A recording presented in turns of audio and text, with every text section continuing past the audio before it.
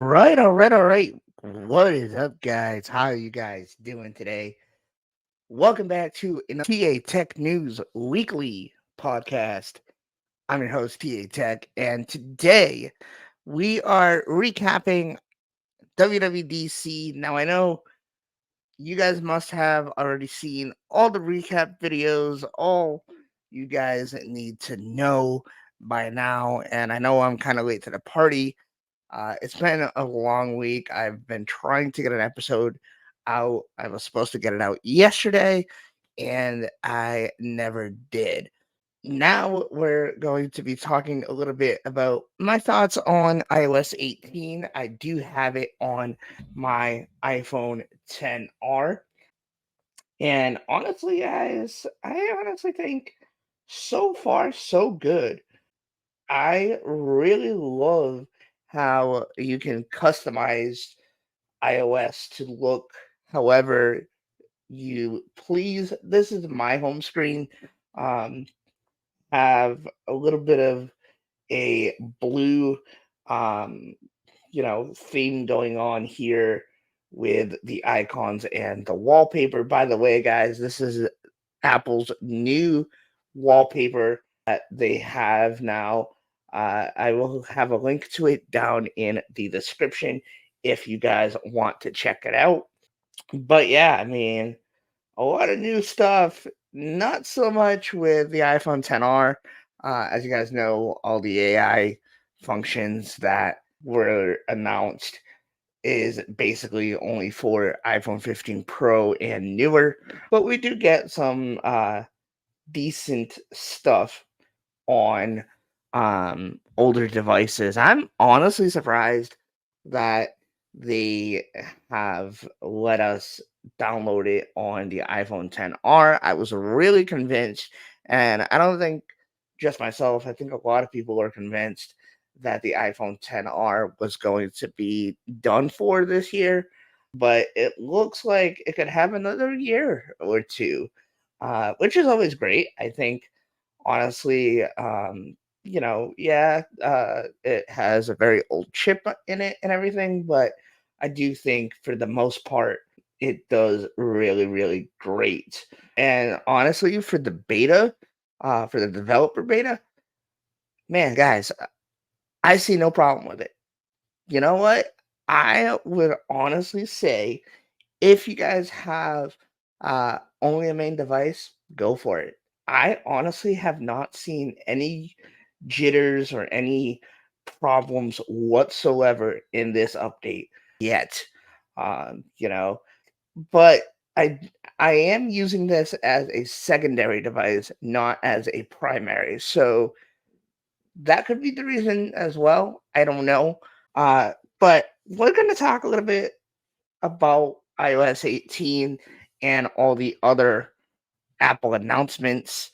Um, as we know, and I just discussed, Apple announced iOS 18 customizable home screen and control center um, upgrades. Now, a lot of people were saying that the control center um, really didn't please them. I honestly, guys, and I'm you guys know me, I'm going to be brutally honest. I think that this is a very, very clean design. And I think that going through all these sections, you guys can see that there is your main screen, your media screen, if you're listening to music on Apple Music, Spotify, podcasts, whatever, it'll appear here. And then your home section, I have my HomePod and my bedroom light. I do want to upgrade at some point and do some more stuff.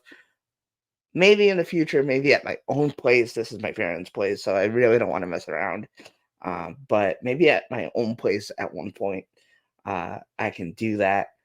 And down here is the cellular um, and Bluetooth connection stuff. Now, when it comes to this, um, people were talking about, how things could be a little bit neater. I agree, but at the same time, I think it's no problem at all. But I want to hear your thoughts in the comment section down below about that. Um, so, yeah, Apple announced iOS 18, which includes a wide range of new features and changes to the iPhone, including customization options for the home screen. I could go on to say that this is the new iOS, and this just confirms. This is the new Android, I should say, not the new iOS. But this just confirms that all softwares are going to do roughly the same things. The only way to tell from a phone nowadays is the software. And that's to an extent. I think all devices are going to look and feel the same. Yes, I mean, Apple really hasn't changed much over the years of their phones uh, design, and I don't really think it's going to happen. And that's why I say, I think the only thing that'll differentiate a phone is its software.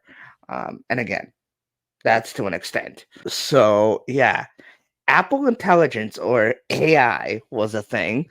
I love how they did not mention AI once, and they unveiled Apple Intelligence AI um, on a level that is just mind blowing, in my opinion. You can create emojis now, different kind of images when you type to the chat GPT thing. Um and with richer language understanding and more app controls. I honestly think it's amazing. Siri got a massive upgrade as well, and I think it's been needed for a very, very, very long time. Now it can access Chat GPT, and you can ask it more and more questions, and basically have a human conversation. And you can ask it something and then you can continue on and it'll still know what you're talking about, what your last question was, and go on from there. I think that was outstanding. Honestly, yes, compared to other uh, assistants out there, this was the weakest one. But I think this year is the start of a new era for Siri. A lot of people have said this, and I am going to confirm it. I definitely, definitely think that this is the new era for Siri. So the next thing is Apple unveils macOS 15 Sequoia. I love how Apple does this. I love how Apple, um, you know, uh, uh, picks a place from California and, sticks the name to their uh, Mac OS. I really love the overall picture and the overall announcement. I don't know if you guys saw the announcement at WWDC. If you have it, you guys have to see it. Um, I think it was just outstanding. With iPhone mirroring, which again, guys, now you can put your iPhone screen on your Mac devices. And honestly, that's going to be a game changer, for multiple reasons.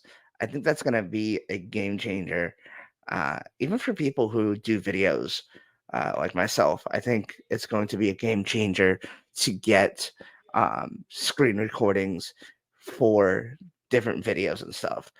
There's a new passwords app that you can store all your different passwords and everything, kind of like Keychain did. Not really sure why they changed it, but I'm kind of glad they did. I mean, I think this is going to be a little bit easier to find all your passwords and, um, just keep them more secure. Key features Apple Intelligence include the ability to mirror your phone to the Mac, like I said, passwords app coming on iPhone, improved window tiling, and more. That's another thing. Window tiling. You can have a lot of windows open and um, have it all organized on screen versus having it, you know, all over the screen. Something that I think that um, should have come a long time ago, and I think honestly could get better and better, and come eventually to Windows. I think that would be outstanding. Not really sure at this point if it is going to be coming to Windows or not, but I'm gonna assume it is because we all know how these companies are liking to jump all over each other and all that. So, there's that. Uh, my favorite of them all, though, has to be WatchOS. It gains a couple new features. I mean, not a really big deal. Um, it has new health and workout features and stuff like that. Uh, but I definitely think it is a really beautiful WatchOS. Um, I'm really sad, really, really sad that they dropped the iPhone. I'm sorry, they dropped the WatchOS, um, the Watch Series 4. Wow, guys, I am really off.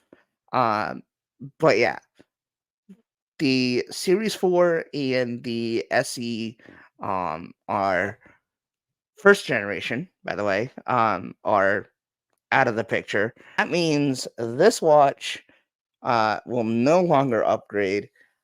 I'm really hoping I can get a watch in the future. I'm not really sure, what's gonna happen. I mean, I'm planning to get a new iPhone this year.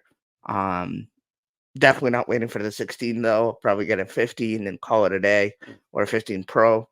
Um, and uh, you know, maybe down the line when once the new watches come out, see what that's all about and see if I can get one. Get something a little bit cheaper. tvOS 18 adds insight to identify actors and songs in Apple TV Plus shows and more. Pretty cool, I guess. That's something that I've never seen before. Now, if you have Xfinity or Verizon or something, I think you get it on there, but that's pretty much it. But yeah, Apple also announced Vision OS 2 with ultra wide Mac virtual display. That is the most beautiful thing I've ever seen. I think that's honestly bigger than what a display actually would look like. I'm not really sure what the biggest one is at this point.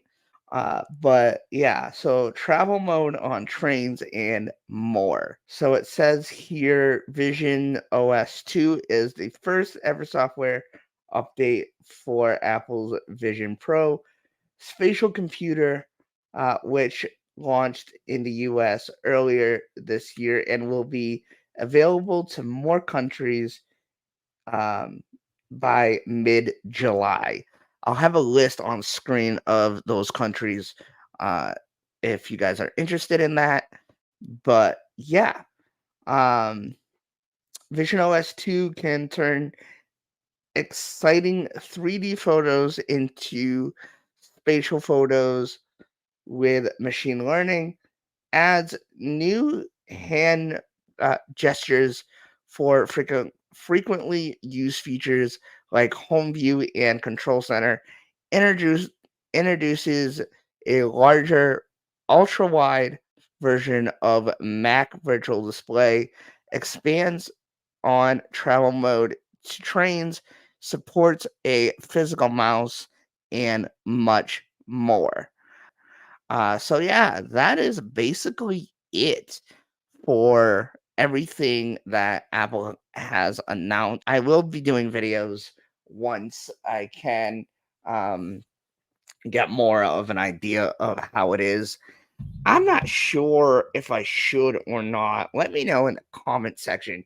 Should I put my SIM in the iPhone 10R and make a video of how iOS 18 betas are, uh, with a SIM card in it, or what you guys think?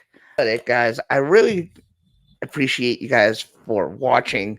Again, I'm sorry for the delay, but it's just been busy, guys. So, know what you guys think about WWDC in the comment section down below. What were your favorite parts of WWDC?